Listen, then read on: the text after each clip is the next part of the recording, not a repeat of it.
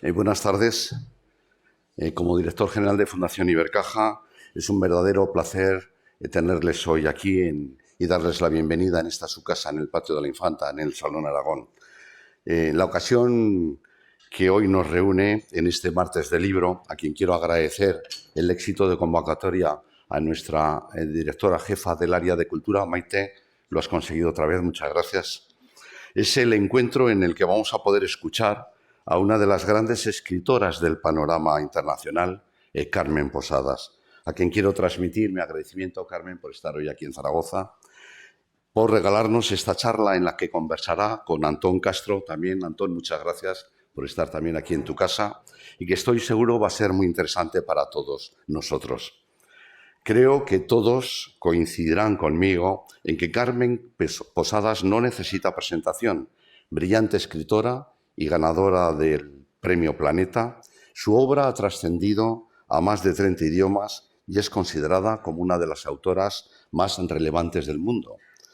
Licencia para espiar es el título de su último libro y que hoy nos lo va a presentar en Zaragoza. Y sin querer adelantarme a la autora, la novela nos propone un viaje al corazón de uno de los oficios más antiguos del mundo, a través del talento de diferentes mujeres y en alguno de los momentos más complejos de la historia.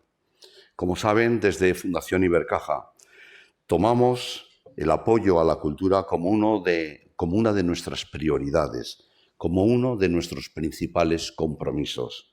Los encuentros de martes de libros surgieron con el objetivo de fomentar la lectura, la reflexión y el espíritu crítico a través de las conversaciones con escritores de referencia. Por ello, quiero darles las gracias a todos ustedes porque con su presencia continuamos conjuntamente en mantener ese compromiso por la cultura. Muchas gracias y lo importante es escuchar a Carmen y a Antón. Gracias.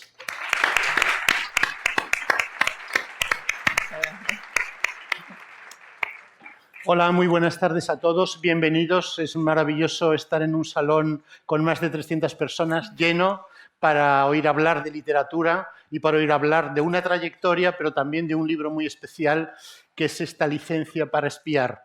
Bueno, yo sé perfectamente que todos ustedes conocen muy bien a Carmen Posadas. No voy a contar todos sus premios, que tiene más de 50 libros, que como saben se mueve muy bien en la literatura infantil y juvenil, se mueve muy bien en la novela, por supuesto, tiene más de una docena de novelas, entre otras, como ha dicho ahora José Luis, Pequeñas Infamias, Premio Planeta en el 97, pero luego también le interesa mucho, como saben, una cierta novela histórica, pero también le gusta mucho, sobre todo, analizar la condición humana. Y eso, en el fondo, es el tema de este libro. También ha hecho libros en colaboración, ha hecho incluso libros de cocina. Bueno, yo he sumado más de 50 libros, Carmen. Pero, bueno, este es un libro, y ya entramos a hablar con ella, que evidentemente sé que han venido aquí para escucharle a ella, y yo también.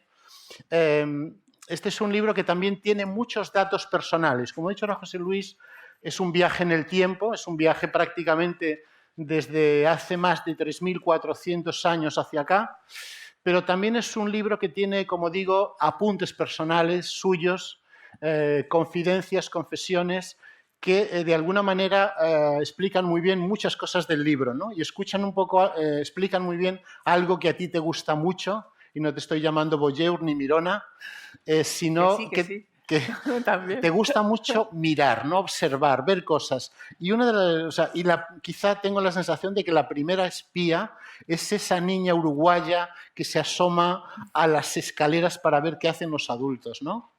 Sí, bueno, primero, buenas tardes a todos. Muchísimas gracias por venir. La verdad que es emocionante ver a tanta gente, a tantos amigos queridos. Y bueno, Antón, tú me preguntabas que es verdad, yo siempre he sido una voyeur, o sea, ¿para qué voy a decir otra cosa? Es la pura verdad. Es lo que nos pasa a los que somos introvertidos. Yo era una niña extra tímida, de esas que cuando alguien la mira se tira encima de la Coca-Cola y tartamudea. O sea, lo mío era una cosa muy patética. Así que siempre estaba un pasito detrás observando. Mientras a otras personas les gusta brillar y ser el centro de la atención, a mí me gustaba observar y siempre me recuerdo de niña en la escalera. Yo vivía en una casa muy grande y entonces mis padres eran muy sociables, se organizaban fiestas todo el tiempo, entonces yo desde arriba espiaba a todo el mundo y me imaginaba que hacía este y que hacía el otro. Y luego ¿Y qué te interesaba? ¿Te acuerdas? ¿Qué imaginabas? O sea, veías, pero ¿qué imaginabas tú? Es decir, ¿dónde iba tu imaginación? Porque también ahí nace la imaginación del escritor. Claro, me hacía todo tipo de películas. O sea, yo, una que me caía mal, pensaba que era una bruja, que era un desastre, que era malísima y que hacía todo tipo de perrerías a su familia, y en cambio otro que me caía bien, pues me imaginaba como un caballero andante. Bueno, yo tenía 5 años, tenía una imaginación delirante. Y de ahí viene, supongo, también mi interés por los espías, que durante mucho tiempo me olvidé de ellos, pero después, cuando mi padre lo destinaron a Moscú... A Moscú. Claro, lo cuentas en el libro, es muy sí, bonito ese texto que cuentas ahí. porque a papá lo destinaron en el año 72, o sea que estamos hablando de la época soviética dura, y vivir en Rusia en aquella época era como vivir en una novela de espías. Yo siempre digo que no era una película de James Bond, sino Anacleto, agente secreto, porque, porque los espías rusos eran una calamidad, eran un desastre. Algunas ventajas tenía de vez en cuando tener la casa llena de espías. Por ejemplo, nosotros llegamos en el mes de agosto y yo me casaba en el mes de diciembre, mejor dicho, de octubre, en Moscú. No me casé con un ruso, pero sí me casé en Moscú, en las colinas de Lenin, etc. Bueno, pero llegamos y la casa era una ruina, había que cambiar las cortinas. ¿Pero te casaste con 19 años? Sí, sí, un infanticidio lo mío, sí. No lo recomiendo, ¿eh?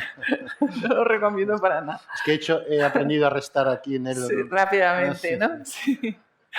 Bueno, y entonces la casa necesitaba un carpintero, un pintor, un fontanero, absolutamente de todo. Y como en aquella época todo estaba centralizado a través de un organismo oficial, mi madre llamaba a esto, que se llama el UPDK, y no venía nadie, no venía nadie, no venía nadie, estaba desesperada, hasta que la secretaria le dijo: señora, esto solo se puede arreglar hablando en el comedor. Entonces mi madre dijo: bueno, pero ¿qué vamos a...? No, usted siéntese y hable. Bueno, entonces mi madre se sienta en el comedor y empieza a decir: no, yo que admiro tanto a la Unión Soviética, este gran país que ha puesto al hombre en el espacio, pero mi hija se casa dentro de 2 meses y no consigo que venga ni un carpintero, ni un fontanero, ni un pintor. Al día siguiente estaban todos allí. Pero ¿saben cómo se había producido este milagro? Porque los micrófonos del comedor eran los más sensibles de todos. Esta es la parte buena de que te espíen, pero luego también tenía algunos inconvenientes, y como todo funcionaba tan mal, de vez en cuando los micrófonos se invertían y oíamos nosotros a los espías. Entonces, esto a las 4 de la mañana no tiene mucha gracia, porque tú estás durmiendo tranquilamente y de repente suena una música tronadora, porque los rusos son muy melómanos y claro, los espías se aburrían muchísimo, ¿no? Imagínate, horas y horas escuchando conversaciones ajenas, o una discusión acalorada, o un partido de baloncesto. Entonces tú tenías que golpear la pared y decir: por favor, cállense, que queremos dormir. Oye, ahora que estamos en Moscú, cuentas realmente esas chicas bellísimas que son adoctrinadas para ser espías, ¿no? Y además sin contemplaciones. O sea, aquí lo políticamente correcto no existía. Sí. Ni el feminismo, vamos. Una parte del espionaje muy eficaz es lo que llaman el sexpionaje, sí, que consiste en utilizar el sexo para obtener información, para chantajear, para no sé cuánto. La Unión Soviética tenía tanto hombres como mujeres que espiaban para ellos. A las mujeres les llamaban gorriones o le llamaban también golondrinas. Y estas eran unas niñas a las que iban a buscar a pueblos remotos de Siberia y elegían a las más guapas, le decían a sus padres que bueno, que se las llevaban para una misión especial y que ya le darían noticias. Nunca más volvían a saber nada de sus hijas, y entraba en una especie de escuelas en las que le enseñaban todos los trucos que necesita conocer un espía. Por supuesto, a manejar venenos, armas y todo tipo de artes amatorias con las que después, más adelante, tenían que trabajar. Bueno, cuando dices vamos a usar un poquito de humor aquí, ¿no? Pero cuando dices artes amatorias, hay un momento que incluso tú aludes que les invitan a ver películas porno sofisticadas para que para que aprendan todo, aprendan. ¿no? Sí, Y lo sí, hagan todo, si es necesario. claro. Y luego las grababan y corregían defectos. Es una cosa Bueno, eso es terrorífica, ¿no? tremendo, Una sí, cosa sí, sí. tremenda. Pero también tiene ya su lado humorístico, les voy a contar. Los rusos tenían la obsesión de divorciar a los diplomáticos porque entonces entraba en sus vidas una guapísima Irina o Natasha que se casaba y el embajador de turno o el diplomático o lo que sea se enamoraba de esta niña. Bueno, pero primero tenían que eliminar a las esposas, ¿verdad? Y con cada señora utilizaban un método distinto. Voy a contar el que utilizaban con mi madre.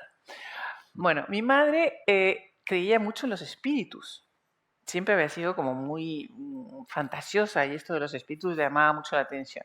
Entonces lo primero que hicieron fue contarnos que la casa estaba embrujada y que había pertenecido a un riquísimo comerciante moscovita que había asesinado a su mujer, la había descuartizado y la había quemado en la chimenea. Y tú veías la chimenea y te lo creías porque la chimenea era enorme. Bueno, después de contarte toda esta historia terrorífica, un día que mi padre estaba de viaje, mamá estaba sola durmiendo y empieza a sonar una voz lastimera que dice, no, no, Sasha, no lo hagas, por favor, perdóname, perdóname, no me mates. Entonces mi madre estaba ya a punto de tomarse un avión para salir corriendo de aquel país espantoso, cuando reflexionó y dijo, esto es un poco raro porque los espías hablan en español. Bueno, es que sí, sí, sí. Así que no se fue. Pero muchas otras mujeres de diplomáticos desaparecían. Es verdad que vivir en la Unión Soviética en aquella época no era nada fácil, ¿eh? Era muy duro porque, bueno, la comida era horrible. Si salías de la embajada y no decías, no reportabas que ibas a salir, te mandaban 2 motoristas a buscarte como si fueras un delincuente. O sea, era muy complicado vivir en la Unión Soviética, pero las mujeres de los embajadores migraban como las golondrinas. O sea, que de repente preguntabas, ¿y qué fue de la embajadora de, me da igual, de Perú? Ah, no, se fue porque tenía que ir al dentista. Es verdad que los dentistas rusos eran terroríficos y más vale que no ponerse en manos de ningún dentista, pero nunca más volvió. Y también la embajadora de Bélgica y también la embajadora de Inglaterra. Y poco tiempo después, esos abandonados maridos que estaban tan tristes, los veías por los salones acompañados de unas guapísimas Irina, Natasha o Tatiana, que siempre decían que eran bailarinas del Bolshoi, pero en realidad eran gorriones, ¿no? Estas niñas. Gorriones y cuervos. Bueno, hay otro tema que también es muy bonito en el libro, ya que estamos aquí, vamos a cerrar esto porque luego haremos un viaje, es cuando hablas de la estrategia Romeo, que eso es muy espectacular, ¿no? Cuéntanos un poco. Sí. Bueno, las mujeres que se dedican al espionaje se llaman gorriones y golondrinas y ese mismo trabajo, cuando lo realizan los hombres, se llaman romeos. Ah, bueno, porque, o cuervos, ¿no? Vale, sí, vale. Romeos o cuervos. Y el Romeo o cuervo más famoso de la historia es James Bond, porque él utiliza el sexo, o sea, salta de cama en cama siempre al servicio de su graciosa majestad, ¿no? Así que ese es el cuervo más famoso que existe. Pero hubo también durante la Guerra Fría unos romeos que tenían tuvieron una actuación muy curiosa. Ahora nos vamos a situar en Alemania, justo en la Guerra Fría, los años 60, por ahí. Bueno, hay que decir que después de la guerra muchas mujeres habían quedado viudas o no se habían podido casar porque obviamente habían muerto hombres y, bueno, cantidad de hombres y había muchas mujeres solas. Entonces, lo que hacía la Stasi, que como sabéis es los servicios secretos de Alemania Oriental, es mandar a estos romeos, que eran unos señores muy guapos y con muy buenas pintas, los mandaban a la Alemania Occidental a enamorar a las secretarias de personas conocidas o influyentes o importantes. Entonces, estas secretarias, que a lo mejor tenían 50, 60 años, una vida aburridísima porque no se habían podido casar o estaban divorciadas o eran viudas, de repente aparece en sus vidas este Wolfgang extraordinario o Franz Johann, que era amabilísimo, les mandaba flores y cajas de bombones, y cuando tenían que trabajar decían, no te preocupes querida, yo te acompaño a la oficina y me quedo aquí en un rincón leyendo el diario mientras tú trabajas. Y mientras ellas trabajaban, los Romeos de turno lo que hacían era espiar, sacar fotos a todo, y poco tiempo más tarde estas pobres señoras estaban en su casa un día tranquilamente y viene a detenerlos la policía por haber pasado información al enemigo, ¿no? A la Alemania del Este. Y ahí descubren que el señor guapísimo, que parecía que moría por sus huesos, no solo lo había engañado desde el punto de vista amoroso, sino que además la había metido en un lío terrible, y algunas de ellas acababan en la cárcel. Esos eran los Romeos. Oye, vamos a ver, te das cuenta de que lo que estás contando parece que te lo estás inventando, porque es el caso clarísimo donde la realidad supera la ficción. Esa es una de las dificultades que yo tuve con este libro, porque hay cantidad de cosas que yo no me hubiera atrevido a inventarme, porque pensé que no me iban a creer, ¿no? Pues son ciertas. Igual que es cierto también lo de las envenenadoras de la India. De la India, que es increíble. Sí. Eso. Bueno, ya que has entrado, Ya cuéntanoslo, porque eso parece totalmente inverosímil, ¿no? Esta Muria, ¿no? Cuéntanos un poco eso. Sí. ¿Dónde lo encuentras? Bueno, primero tengo que contar que yo el libro, yo quería hacer una historia del espionaje. O sea, al fin y al cabo, la historia del espionaje es la historia de la humanidad, porque siempre ha habido espías. O sea, desde la noche de los tiempos, el ser humano ha necesitado manejar información de lo que hacían sus enemigos y también de lo que hacían sus amigos, que es casi más importante y muchas veces más peligroso incluso, ¿no? Entonces, lo que hice fue a hablar con un amigo que trabaja en el CSIC y le dije, bueno, dame algún libro que sea muy riguroso sobre el mundo de los espías. Porque es verdad que hay muchos libros sobre espionaje, pero son fantásticos, ¿sabes? Hay, pues eso, James Bond o todas estas cosas que se parecen poco a la realidad. Entonces ya tenía mi libro serio, que por cierto era aburridísimo. Digo, ¿pero cómo se puede escribir algo tan aburrido sobre un tema tan apasionante? Sí. Bueno, pero me servía de esqueleto para ir yo montando mi historia. Entonces, estos libros todos coinciden en que la primera misión de espionaje que está documentada en el mundo occidental viene en la Biblia, y es cuando 3.400 años antes de Cristo Moisés manda a unos espías a ver cómo es la tierra prometida. Pero no se le ocurrió mejor idea que mandar 12 espías, uno por cada una de las tribus de Israel.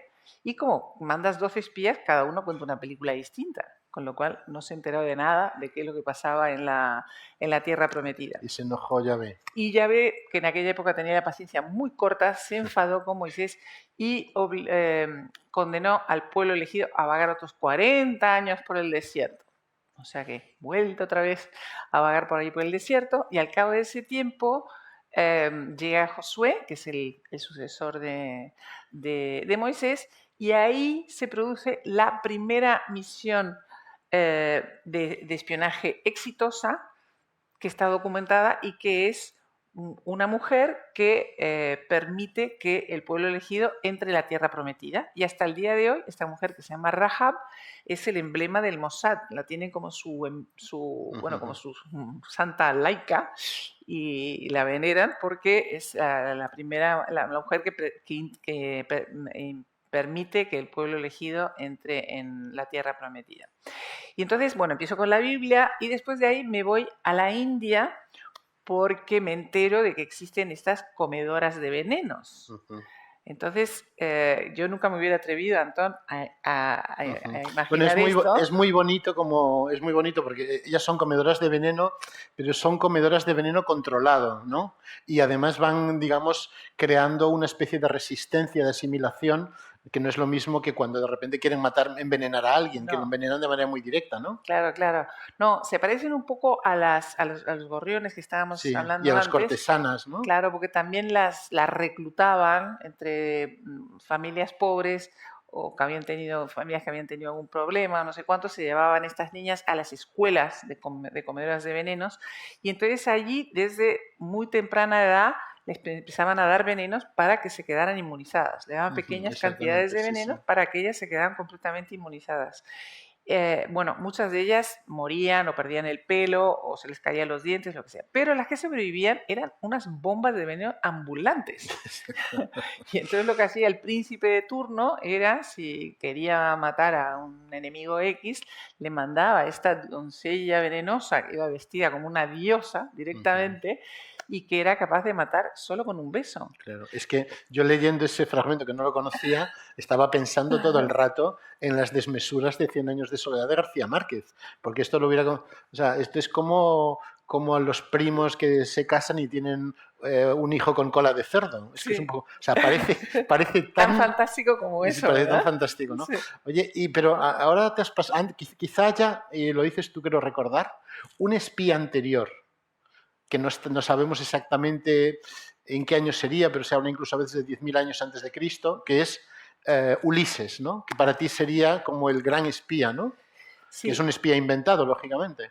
Bueno, sí, bueno, no sé si lo que nos contaron de la guerra de Troya tiene alguna base real, que posiblemente la tenga, es el espía por excelencia y que además el sistema del caballo de Troya se sigue utilizando hasta el día de hoy. O sea, el regalo envenenado es uno de los trucos más antiguos y más eficaces que existen, ¿no?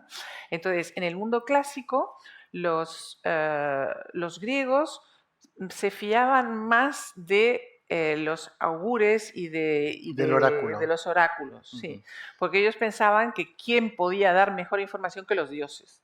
Y entonces invocaban a los dioses y también a través de estas aves a las que despanzurraban y leían las entrañas, o si no, el famoso oráculo de Delfos, ¿no? Por el cual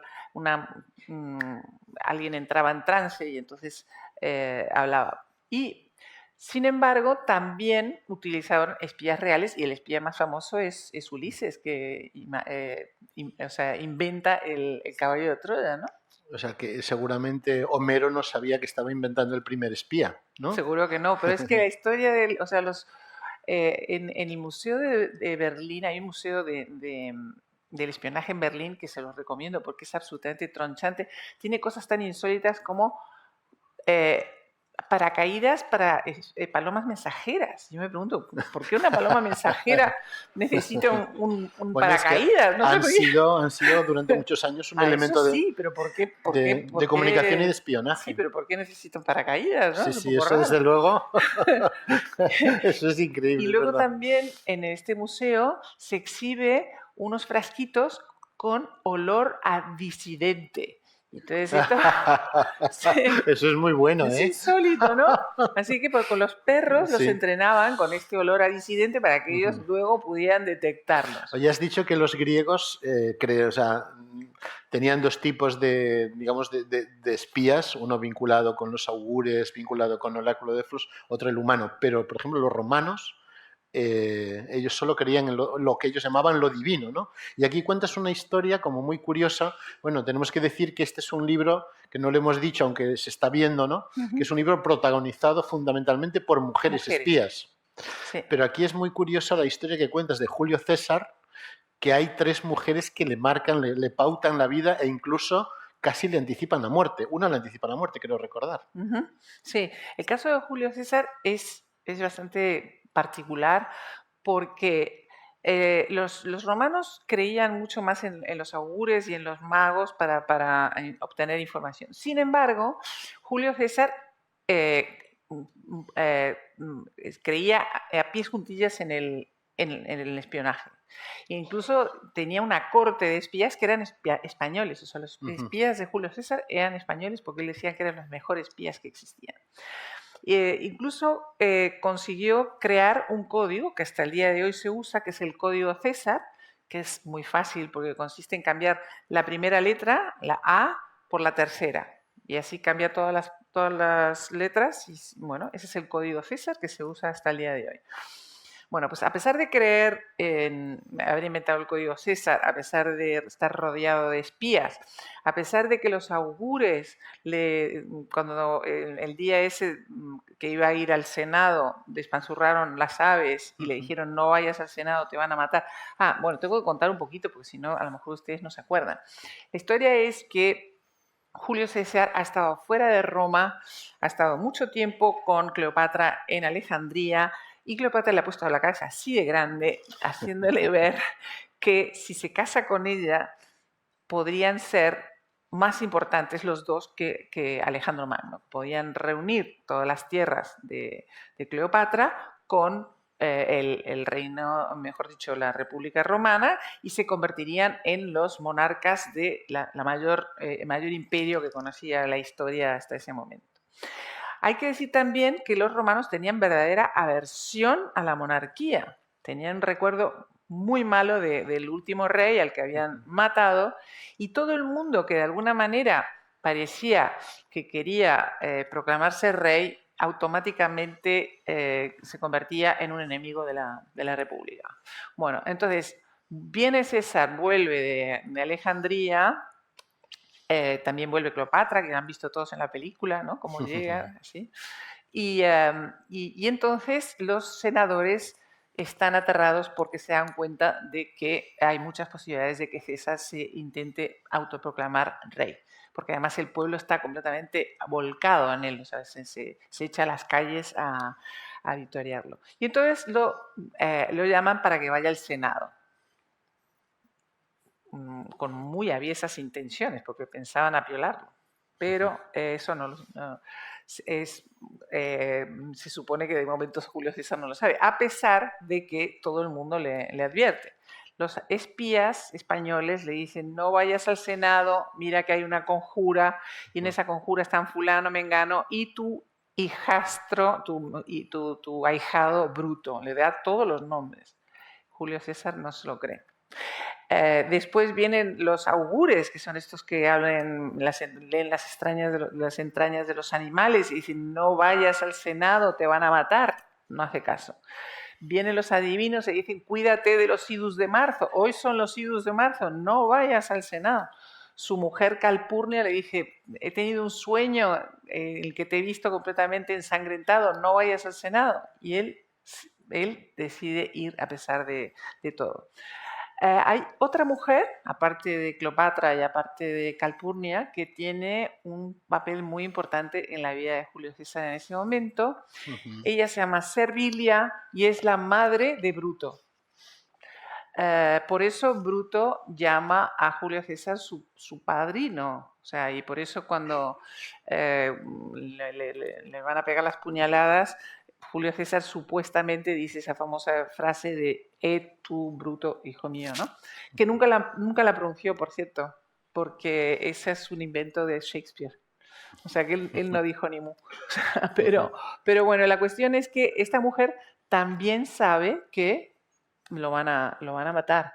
Y tiene un dilema terrible, porque ella sabe que su hijo Bruto va a matar a su amante, al que adora, y ¿a quién salva? Si ella delata a su hijo obviamente va a morir, porque Julio César lo va a matar, y si no lo delata va a morir Julio César. Y no les cuento más, porque hay un dilema muy shakespeariano ahí. Muy interesante.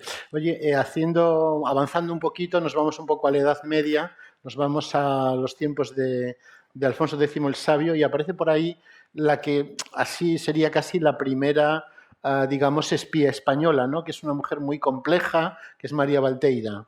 Sí. A mí lo que más me divierte de escribir los históricos, todo lo que aprendo. Ahí me enteré de que en la Edad Media había dos redes internacionales de espionaje que funcionaban. Uno era la Inquisición. Y está claro por qué, ¿no? Pues se dedicaba a conseguir información de todo el mundo y después a compartirlo con los inquisidores de otros lugares. Y después había otra red casi tan extensa y tan bien informada como la de la Inquisición, y eran los juglares. Entonces estamos en la época del amor cortés, los juglares iban de corte en corte, llevando información, y había muchas mujeres. Yo no tenía ni idea, por ejemplo, que las mujeres en la Edad Media eran mucho más libres que lo que serían en siglos venideros, ¿no? María la Valteira era una mujer que pertenecía a una clase acomodada, ella tenía bienes propios, tenía dinero, y se mueren sus padres y la familia decide que la va a casar con un tío suyo que a María la Valteira no le gustaba nada y decide tirarse a las carreteras y convertirse Sí, en una juglaresa. un trovador, ¿no? También. Exacto, Sí, exacto. sí, sí. Y entonces ahí, bueno, conoce a Alfonso X el Sabio. Alfonso X el Sabio le dedica unas cantigas que, bueno, se pueden, bastante subidas de tono, por cierto. Y llega un momento en que ella tiene una misión de espionaje muy importante que consigue que Alfonso X mantenga su trono. Y es esta mujer que se llama María la Valteira. Sí, Que sí, es, sí. tiene Qué bueno que en Galicia le han dedicado hasta canciones. O sea, hay canciones dedicadas a María Valteira. Oye, hay una cosa que no hemos contado al lector. A lo mejor muchos ya han leído el libro y les estamos contando. Estamos hablando básicamente del tema histórico, ¿no? Realmente, porque el libro tiene como dos partes muy claras. Es decir, es una novela episódica, claramente. Es una novela que tiene un viaje en la cronología, que estás todo el rato estableciendo puentes con lo contemporáneo. Acabas de citar a James Bond, que está muchas veces, de repente dices que hay muchas cosas que pasaban hace cientos de años y que de repente James Bond las utiliza, ¿no? Pero cuéntanos cómo ha sido eso, es decir, ¿cuándo decides hacer una novela o un libro episódico, digamos, por una parte documental, o sea, basado, digamos, en los acontecimientos, que luego vemos que es muy fabuloso, y crear tú tus propios personajes? Bueno, yo quería que toda la información fuera fidedigna, o sea, que todo lo que se cuenta es verdad. Lo que pasa es que como escenifico la vida de algunos personajes, escenifico la vida de Rahab, que es esta mujer que permite que el pueblo elegido entre en la tierra prometida, escenifico la vida de Servilia, que es la amante de Julio César, y también escenifico la vida de De Rahab no hemos dicho que es prostituta. Ah, claro, es verdad. Que es verdad. importante. Sí, sí, sí. Porque eso también forma parte a veces de una manera de ser espía, ¿no? Sí, así que perdona. Sí. Bueno, y después, entonces lo que hago es, voy contando al lector exactamente cómo va evolucionando el arte, porque es un arte del espionaje, y al mismo tiempo, para ilustrarlo, escenifico la vida de una persona. Entonces, todo lo que se sabe de ese personaje lo pongo, y luego tengo que hacer los diálogos. O sea, yo no estaba abajo de la cama de Julio César para saber qué le decía a su mujer, pero... ensayas voces, o sea, es decir, creas monólogos a veces, o sea, es decir, haces también una creación puramente novelesca, a partir de lo que ya sabemos, ¿no? Claro, sí, quería que cada episodio fuera distinto. Entonces, por ejemplo, el de Julio César, intento lejanamente que se asemeje a cómo estructura Shakespeare su historia de Julio César, ¿no? Y entonces es casi dialogada, ¿no? Como si fuera una obra de teatro. En cambio, la de la Valteira, por ejemplo, es una confesión, porque ella al morir, claro, es una gran pecadora, y entonces pide confesión, y entonces es como le cuenta a su confesor pues todas sus aventuras, y algunas veces es en primera persona, o sea, un poco cambiar, ¿no? Para que el lector pues tenga una... Y a la vez te diviertes, ¿no? Tú también, Claro. ¿no? Oye, vamos a ver, porque tiene mucha vinculación con Aragón, con la historia de España, dando un pequeño salto, esa rondeña que te inventas, ¿no? O sea, un poco esa espía de la, digamos, de la guerra de independencia. Cuéntanos eso, cómo se te ocurre, por qué la llevas a Ronda, por qué no la has traído a Zaragoza. Bueno, porque sobre Agustina de Aragón se ha escrito tanto que no me atrevía a escribir otra novela sobre Agustina de Aragón, pero es verdad que cuando Carlos IV y Fernando VII se van todos corriendo a Hendaya a rendirle pleitesía a Napoleón y abandonan el trono, que debe ser una cosa única que no pasa jamás en la historia de la humanidad, el pueblo se levanta en armas contra los franceses. Y hay que decir que es la primera vez que Napoleón, que hasta ese momento estaba completamente invicto, pues pierde una batalla, ¿no? La primera batalla que pierde es la de Bailén, que por cierto, cuando vayan a París, si van al Arco de Triunfo, van a ver que está Bailén como si fuera una de las victorias. Ha hecho trampas, ¿eh? Porque es que ahí Napoleón perdió, pero en fin, él la puso como si fuera una de una de sus victorias. Y bueno, y las mujeres tuvieron un papel muy preponderante durante la Guerra Civil porque fueron ellas muchas veces las que empujaron a los hombres a la lucha, ¿no? Y bueno, eso se sabe mucho aquí en Bueno, Zaragoza, Carmen podría obviamente. ser un buen ejemplo de espía, ¿no? Claro. Carmen La de de Mérimée, Ronda, la de Ronda, sí. la de Ronda. Que supongo que la Sí. tendrías en la cabeza. Claro. No, lo que pasa es que, bueno, ya podía haberlo puesto en Zaragoza, pero es que no me atreví, pues ya, porque se ha escrito tanto sobre Agustina de Ramón que no me atrevía a escribir otra Sí. novela. La puse en Ronda porque cuando los franceses llegan a Ronda, ustedes conocen la expresión la lleva por la calle de la amargura, ¿no? Bueno, pues ahora voy a contar de dónde viene. Resulta que los franceses están en Ronda y están rodeados por todo tipo de bandoleros que cada vez que salen a dar una vueltita le caen encima como un pedrisco y los machacan. Entonces los franceses llamaban al caminito que sale de Ronda la calle de la amargura, porque cada vez que venían los masacraban. Bueno, y se sabe que están ya tan acosados por los no he dicho bandoleros, quiero decir guerrilleros, perdón. No. Bueno, perdón. también son las dos cosas. no ibas bueno. tan mal, porque ahí hay un Sí. museo del bandolero. Exacto. En Ronda hay un museo del bandolero. Sí, aparte que muchos bandoleros se son echaron muy al monte rondeños. y se convirtieron Hasta en Lorca, ¿te acuerdas? En el romance... los cuatro muleros. El romance sonámbulo, pues hay un momento que también está hablando de un carabinero y de un bandolero de Ronda, rondeño. Exacto. Y entonces, bueno, los franceses que están hartos de ir por la calle de la amargura deciden que van a abandonar Ronda, que ya no soportan más a los rondeños, a los guerrilleros y toda esa gente, pero que van a dinamitar Ronda para que vuele por los aires.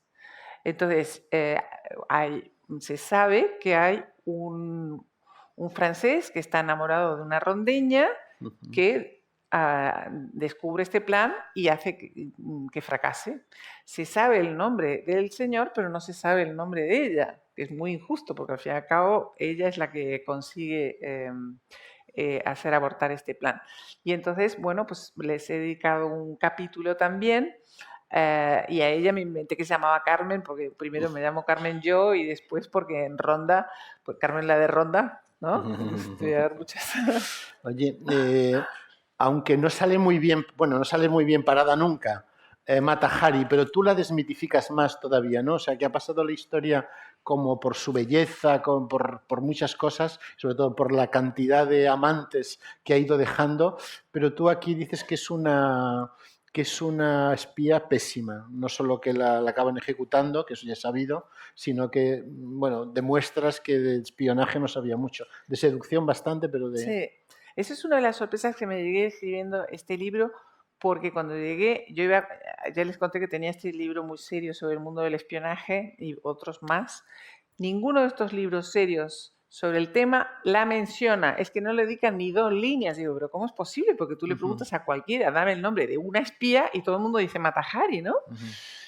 Entonces la razón por la que ni siquiera la menciona es por eso que tú has dicho, porque era una espía muy mala. Entonces la historia es la siguiente, ella está en el ocaso de su carrera, a pesar de que tiene 40 y tantos años, pero claro, los 40 y tantos años de entonces no son los mismos de ahora.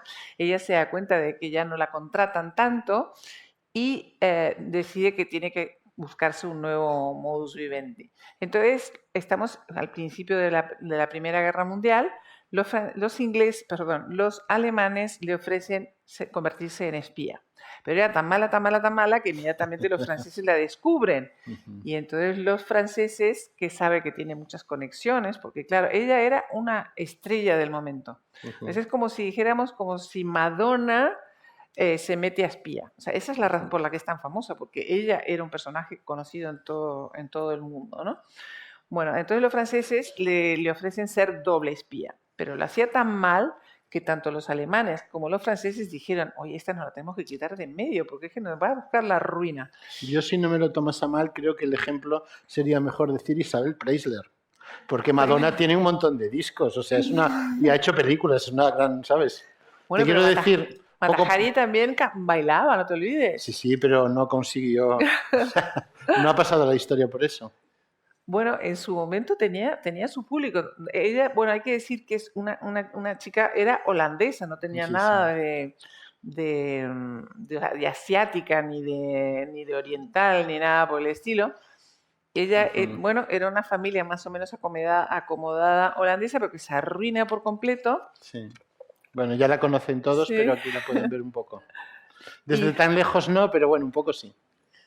bueno, se arruina por completo y entonces ella se había acostumbrado al lujo y no quiere prescindir del lujo. Entonces se va a vivir con una tía, se aburre como un hongo, empieza a leer los anuncios de los periódicos y ve el anuncio de un militar que pide una esposa.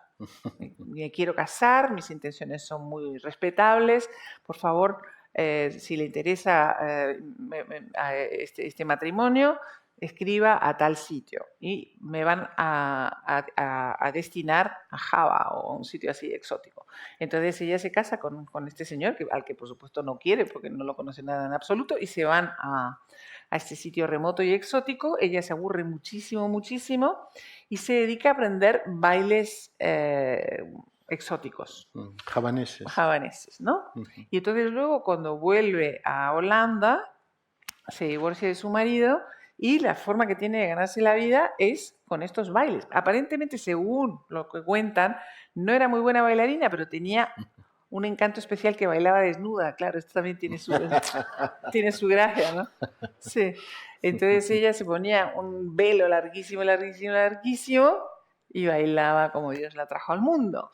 Y bueno, esto funcionó durante una temporada y además tuvo muchos amantes. Fue amante de un heredero, mejor dicho, personas relevantes tanto de Francia como de Reyes también, Alemania, de de reyes. reyes, de duques, de no sé qué, no sé cuánto. Y por eso la querían fichar, porque tenía muy buenas conexiones, pero se le daba muy mal el espionaje. Y hay un personaje español que es Caridad Mercader, que es la madre de Ramón Mercader, el hombre que mata a León Trotsky. Es un personaje increíble, ¿no? Es loco, alucinado, protector. ¿Cómo es que te parece? Pues mira, yo siempre pienso que Shakespeare hubiera conocido a Caridad Mercader, Lady Macbeth se hubiera quedado como una párvula, porque es que esta era mala, malísima, malísima, entregada a la causa soviética completamente. O sea, que ella era un soldado. O sea, Bueno, a la causa comunista, Exacto. porque el trotskismo es otra dirección. Sí, perdón. Sí, no, está bien, no. Sí. No, has dicho comunista, lo has dicho bien. Comunista. No, digo yo porque Trotsky era ruso también, claro. Y fue comunista mucho tiempo, ¿no? Pero Sí. era esa... No, es tremendo, Sí. ¿no? Esa mujer, ¿no? Sí, es tremendo porque es que además ella... bueno, hay que decir que Stalin tenía una obsesión y era que quería acabar con Trotsky de todas maneras. Y lo había intentado por todos los medios. Trotsky se había exiliado en Turquía, mandó ahí unos espías a matarlo en Turquía, fracasaron. Luego se fue a Noruega, lo intentó matar en Noruega, no pudo. Luego se fue a México. En México hubo una tentativa de atentado llevado a cabo por un pintor que se llama Siqueiros, que debía estar todos borrachos porque no dieron, o sea, hicieron una balacera bestial y no le dieron ni un tiro a Trotsky, que estaba metido abajo de una cama.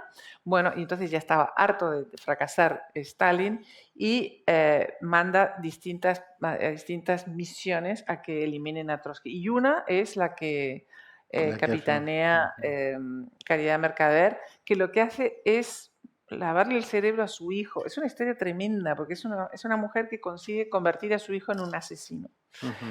Y primero lo entrena, y ellos vivían en Francia, lo entrena yendo por la calle y, bueno, decir, vamos a matar a este. Y mataban a un pobre transeúnte que pasaba por ahí solamente para entrenar a su hijo. Todo es una trama muy larga porque Ramón Mercader vivió mucho tiempo en Francia, con lo cual hablaba francés perfecto, y eso le viene muy bien a esta misión secreta porque Trotsky, que en este momento está en México, no quería cerca a ningún español, porque él estaba seguro que Stalin iba a mandar a un espía español para matarlo. Pero cuando Ramón Mercader se acerca a Trotsky, se acerca convertido en un personaje francés que se llama Jacques Monod y que es el novio de una de sus secretarias. Y entonces, bueno, pues entra en la confianza de Trotsky y llega el día del asesinato. Mamá lleva a Ramón Mercader a la puerta y lo deja delante de la puerta de la casa de Trotsky, que por cierto la casa de Trotsky era la de Frida Kahlo. Que habían sido amantes de un poquito antes, exacto, además, ¿no? Le sí, habían hecho unas fotos, muy bonita esa historia. exacto. Y entonces mamá deja a Ramón Mercader en la puerta con una gabardina en el mes de agosto, un poco cantoso, pero no sé por qué los guardaespaldas de Trotsky no se dieron cuenta de que de repente viene un señor con una gabardina en el mes de agosto en pleno México, que debe ser una cosa tremenda, pero él tenía que ocultar las armas, ¿no? Lleva una pistola y un piolet.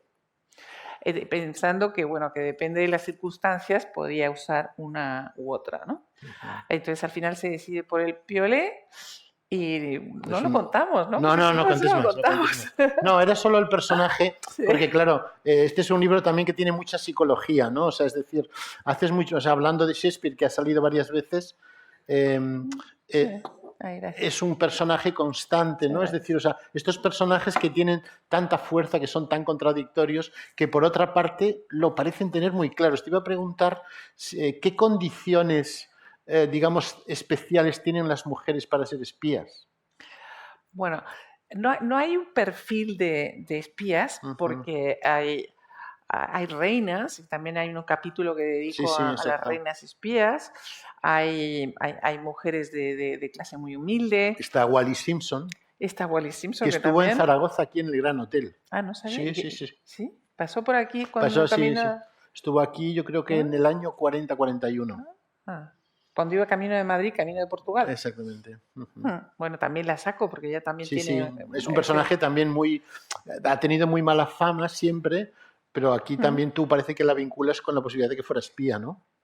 Bueno, que ella está muy resentida porque la familia real la trata, según ella, la trata mal y entonces de alguna manera sabe que Hitler tiene un plan para poner a su marido en el trono de Inglaterra y ponerlo como un rey títere, ¿no? Entonces ella colabora con esa trama, o sea que en el fondo sí es una misión de espionaje. Pero estaba yo hablando de otra cosa. Estabas hablando, sí, que te había preguntado, te he interrumpido sin querer, te había preguntado qué condiciones, o sea, qué cosas, qué peculiaridades tienen las mujeres para ser espías frente al hombre, más allá, evidentemente, de la atracción sexual, del cuerpo, o sea, ¿qué has visto, qué has encontrado? Porque aquí se ve determinación, se ven un montón de cosas. Claro, por eso digo que no hay un perfil de espías, porque pueden ser, hay algunas que son muy altruistas y muy patriotas, otras que son traidoras, otras que son buenas, otras que son malas. O sea, en realidad las únicas cualidades que yo veo que tienen en común todas es, por un lado, que tienen que ser mujeres muy inteligentes, porque si no es imposible, si no te pillan a la primera, y después ser mujeres muy arrojadas, o sea, que tienen que tener una valentía muy especial. Pero el resto, ya te digo, hay perfiles muy, muy distintos. Vamos a terminar, pero a mí me gustaría que miraras un momento aquí a las 380 personas que han venido a verte. Yo quería saber, a un escritor como tú, que tendrás sus zozobras también, que le costará mucho, o sea, luego tienes mucho éxito, pero cuando tú piensas en los lectores, no sé si piensas, ¿qué te dan los lectores a ti? ¿Qué te dan? ¿Qué te dan estos ojos que te miran? Bueno, perdona la pregunta, sí, pero tengo mucha curiosidad. No, bueno, claro, si le haces la pregunta a otros escritores y le dices, ¿tú piensas en el lector cuando escribes? Todos te van a decir que no. Sí, lo sé. Pero tú ya has dicho que sí. Y yo siempre pienso en los lectores, porque claro, nosotros no tenemos, vivimos para el lector. O sea, nadie escribe para guardarlo en un cajón, es muy raro. O sea, bueno, a lo mejor escribes un diario, pero todo el mundo que escribe es porque quiere de alguna manera, justamente quiero comunicarme con todos vosotros, y sobre todo porque yo siempre pienso que escribir es crear una complicidad con el lector, ¿no? A lo mejor porque de niña he vivido una cultura muy oral. Yo pienso que en algunas partes de España sí existe esa cultura oral, pero sobre todo en Latinoamérica es muy común porque siempre te estaban contando historias. Además, al ser en países mestizos, pues yo qué sé, por ejemplo, en mi infancia había un jardinero que teníamos que él decía que era un conde polaco, que yo creo que no, pero en fin, contaba unas historias muy verosímiles, te contaba toda la historia de cómo se vivía en Polonia y cómo era el castillo por dentro, etcétera, no sé cuánto. Después tenía una cocinera que era gallega y me aterrorizaba, porque los que somos de una edad sabemos que antes a los niños había que aterrorizarlos con los cuentos, ¿verdad? Siempre te contaba unas cosas espantosas. Ahora no, ahora todo es Walt Disney, los pajaritos cantan, la luna se levanta, pero en aquella época era terrible. Bueno, pues la historia que me contaba esta cocinera era era la historia de los lobisones. Entonces, si eran los hombres lobos, ¿no? Entonces, si el hombre Soy gallego, lobo, o sea que puedes sí. hablar con confianza. Vale. Bueno, según me contaron a mí, el hombre lobo te mordía y entonces tenías que salir corriendo porque si él llegaba al agua antes que tú, llegaba al río antes que tú te morías. Y entonces, bueno, esta historia terrorífica. Sí, hay como varias historias, pero esa es una. Bueno, y después mis abuelos tenían una persona que trabajaba en la casa que era Rosa Cruz. Bueno, además date cuenta que en la época en Uruguay habían ido después de la Segunda Guerra Mundial gente de todo pelaje, o sea que había rusos, había polacos, había judíos, había absolutamente de todo. Y mi cultura es esa, ¿sabes? De que todo el mundo te contaba cuentos y te aterrorizaba por un lado, pero también te fascinaba. Y entonces es lo que yo quiero hacer, ¿no? Quiero contar cuentos y hacer posible fascinarlos también. Pues Carmen, ha sido un placer. Y creo que ahora la gente quiere ver lo bien que escribes. Buenas tardes a todos, muchísimas gracias. Y bueno, ya ven que este ciclo ya se ha convertido en un ciclo de referencia y ya ven que ella ha hablado de maravilla. Muchísimas gracias, mucho éxito. Muchas gracias. Gracias a ti. Gracias. Juntos construimos un mundo con más oportunidades para las personas, para conseguir una sociedad más inclusiva y sostenible. Fundación Ibercaja. Juntos hacemos más.